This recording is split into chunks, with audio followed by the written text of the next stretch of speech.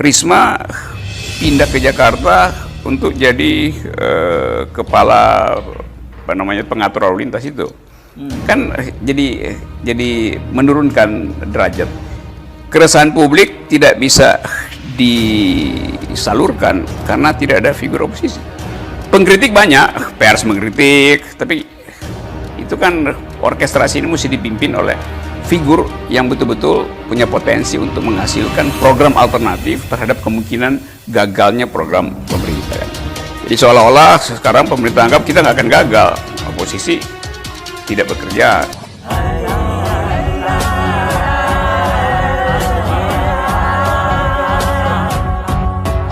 Al-Quran iman kami, Al-Quran pedoman kami, Al-Quran petunjuk kami, Al-Quran satukan kami. Al-Quran iman kami, Al-Quran pedoman kami, Al-Quran petunjuk kami, Al-Quran satukan kami.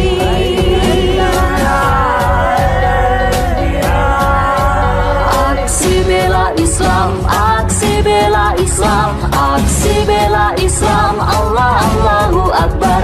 Aksi bela Islam, aksi bela Islam, aksi bela Islam, Allah Allahu Akbar. Allahu Akbar, Allahu Akbar, Allahu Akbar, Allahu Akbar, Allahu Akbar, Allahu Akbar, Allahu Akbar, Allah Allahu Akbar.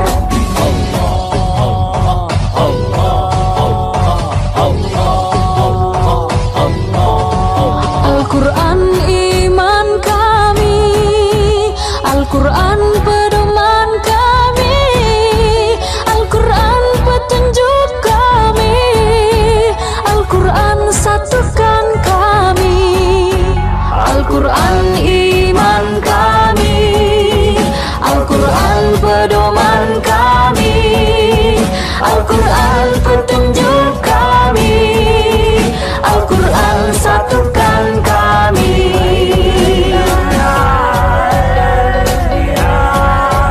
Aksi bela Islam, aksi bela Islam, aksi bela Islam, Allah Allahu Akbar. Aksi bela Islam, aksi bela Islam, aksi bela Islam, Allah Allahu Akbar. Assalamualaikum warahmatullahi wabarakatuh. Alhamdulillah pada hari ini kami menerima bantuan dari MPI, Kota Baru dan Kalsel. Mudah-mudahan bantuan ini bisa kami manfaatkan, dan bagi penyumbang mudah-mudahan ditambah rezeki Allah Subhanahu wa taala. Dan itu saja yang dapat kami sampaikan. Sekali lagi kita berterima kasih yang sebesar-besarnya. Kami akhiri dengan wabillahi taufiq wal hidayah. Assalamualaikum warahmatullahi wabarakatuh. Assalamualaikum warahmatullahi wabarakatuh. Alhamdulillah kita hari ini rombongan dari DPD Kalsel, baik itu Hilmi dan LPI, tiba di desa Sungai Bali, Kecamatan Sebuku atau Pulau Sebuku, untuk menyalurkan bantuan tahap kedua yang berupa alat perlengkapan keagamaan, sajadah, speaker aktif, dan lain-lain sebagainya. Setelah sebelumnya memberikan bantuan tahap pertama untuk anak-anak sekolah, peralatan sekolah dan sebagainya, dan insya Allah akan kita lanjutkan nantinya untuk memberikan bantuan tahap ketiga yang berupa tenda untuk kematian, masjid dan lain sebagainya, insya Allah. Kalimantan Selatan dalam beberapa hari ini mengalami musibah banjir yang hampir merata di semua tempat akibat curah hujan yang tinggi. Karena itu anggota DPD RI Dapil Kalsel Habib Abdurrahman Bahashim, yang akrab disapa Habib Banua, menyerukan agar Menteri Sosial Tri Risma hari ini atau Risma dan jajarannya datang ke Provinsi Kalsel untuk melihat langsung kesusahan rakyat di Banua. Saatnya sekarang bagi Mensos untuk belusukan ke Kalsel. Jangan cuma cari pemulung di Jakarta. Sekarang di Kalsel ribuan rumah terkena banjir parah. Mereka harus dibantu secepatnya. Kesehatan mereka harus diperhatikan. Kita takut penyakit menular akan terjadi setelah banjir. Begitulah terang Habib Banua. Selain itu, Habib Banua juga menyoroti lambannya penanganan banjir dan terkesan tidak terintegrasi antara instansi terkait. Semua pada jalan sendiri-sendiri. Di mana-mana masyarakat meminta bantuan, ada juga yang mengumpulkan bantuan secara mandiri. Saya sangat prihatin dan menangis melihat kondisi ini. Pemerintah provinsi harus mengambil langkah cepat, mengkalkulasi kerugian masyarakat dan menyediakan bantuan untuk keperluan mereka. Masyarakat harus cepat dievakuasi, jangan sampai ada korban jiwa akibat bantuan yang terlambat. Demikian tegasnya.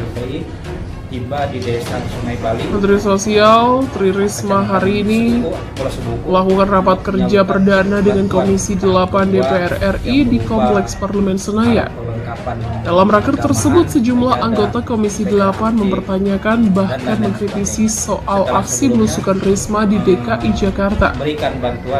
Anggota Komisi 8 DPR John Kennedy Aziz mengkritisi soal masih banyaknya orang miskin di kolong-kolong jembatan kota Surabaya yang dipimpin oleh Risma selama 2 periode. Untuk itu, ia mempertanyakan gebrakan yang dilakukan oleh Risma di Kemensos. Meskipun ia juga mengapresiasi aksi belusukan Risma sebagai Mensos. Jadi gebrakan-gebrakan apa yang Ibu lakukan di lapangan bertemu dengan pemulung itu merupakan suatu apresiasi. Intinya bagaimana orang-orang yang harus mendapatkan bantuan itu di seluruh Indonesia mendapatkan bantuan. Kembali pada database itu.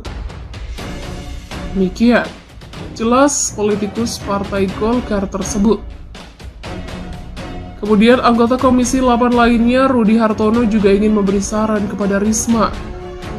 Teman-teman Komisi 8 banyak yang menceritakan kinerja Risma yang banyak turun ke lapangan. Tapi ia mempertanyakan kenapa hanya di Jakarta. Menurut politikus Partai Nasdem itu, pihaknya mendukung aksi Risma yang turun ke jalan. Tapi Indonesia ini luas dan tidak hanya di Jakarta. Itu semua kritik dan masukan dari masyarakat. Masyarakat senang dengan kinerja Ibu, tapi telusurilah Indonesia yang penduduknya banyak. Jawa Timur tempat Ibu, Jawa Tengah, Sumatera juga Bu, Sulawesi, Irian, Aceh tempat Pak Husni, itu masukan dari masyarakat. Begitulah sarannya. Namun Risma mendapatkan pembelaan dari anggota Komisi 8 DPR Samsunia. Dirinya secara pribadi dan juga fraksi PDIP menilai bahwa belusukan yang dilakukan Risma sangat baik. Karena kalau tidak turun ke lapangan, tidak bisa mengetahui kondisi yang sesungguhnya. Kasus korupsi bantuan sosial sembako di tengah pandemi COVID-19 dan kesulitan ekonomi membuat rakyat geram atas tindakan yang dilakukan oleh Juliari Peter Batubara saat menjabat Menteri Sosial. Bukan tanpa alasan, Juliari yang juga merupakan Wakil Bendahara Umum DPP PDI Perjuangan ini disebut memotong anggaran senilai Rp10.000 dari total paket bansos sembako senilai Rp300.000.